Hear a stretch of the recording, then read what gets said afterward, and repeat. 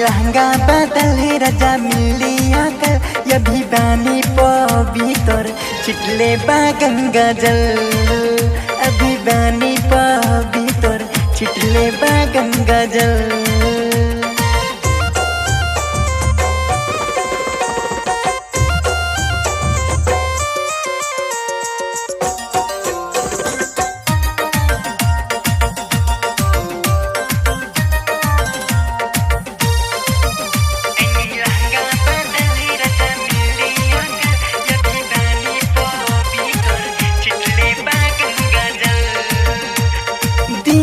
दोपहरी मन्ना होके रतिया के करम राजा रतिया के खटल मसीन हमार हो अभी से गरम राजा।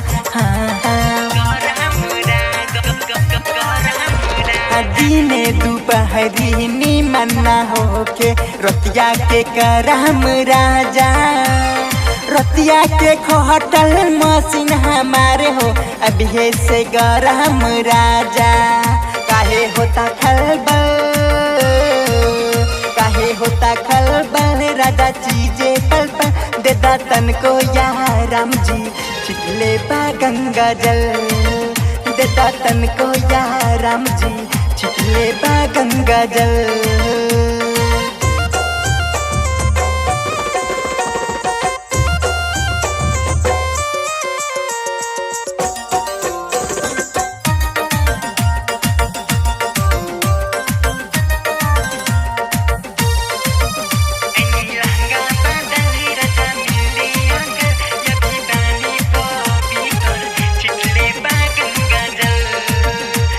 सजिया के जंग तोरे यलंग भइल रात बरका झमेला छोटे पलंग टूटे यलंग सोहल न जाता अकेला। सजिया के जंग तोरे यलंग भइल रात बरका झमेला छोटे पलंग टूटे यलंग सोहल न जाता अकेला। दुखता कल रते लागल बबल देदा तन को या राम जी छिटले बा गंगा जल देदा तन को या राम जी छिटले बा गंगा जल।